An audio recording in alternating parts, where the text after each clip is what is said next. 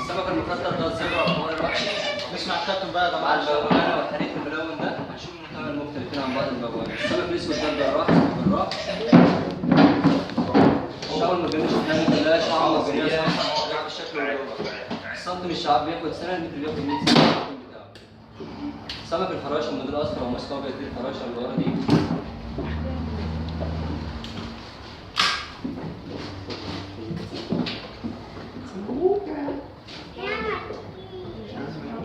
دي رقمتنا من الشعاب المرجانية، 200 نوع من الشعاب المرجانية ورقمتنا من الأسماك اللي نشوفهم مع بعض دلوقتي. الشعاب اللي شفناها دي كلها شعاب مرجانية صفرا. الأسماك اللي شفناها دي كلها أسماك زينة طعمها شكل في الأكل.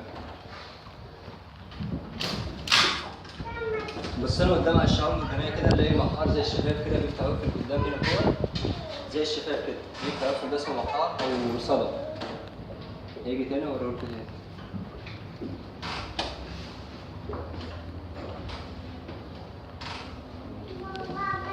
فراشة النضال الأصفر اللي ورا دي تحت دي ودايما بنمشي الفراشة وتمشي كبر مع بعض.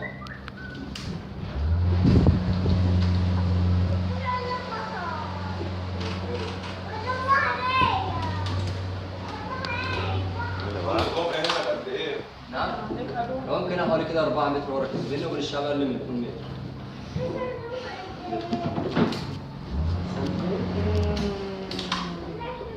المحاره يا جماعه قدامي على الشعب المرجانيه زي الشفايف نازله كده وبيفتح ويقفل كده قدام محار كده شفته؟ ايوه هو نوع من الفراشه اللي تحت ده برضك اللي تحت بالظبط نوع من الفراشه اللي تحتنا ده بالظبط.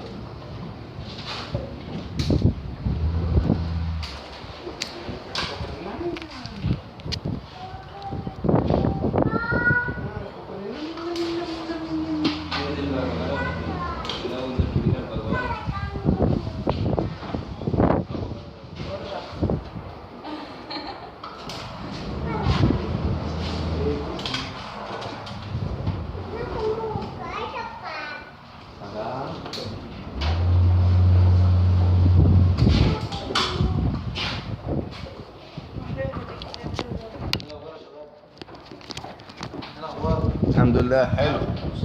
الحمد لله.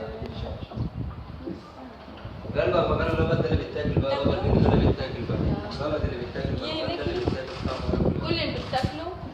البغبغان بس اللي بيتاكل، دي اسماك زينة. في بقى الشعور البوري، وقار، كريماني، ده بيتاكل في البحر. بس الاسماك دي بتتاكل بس هي طعمها مش حلو في الاكل عشان ايه بتتغذى على السكر في الشعب.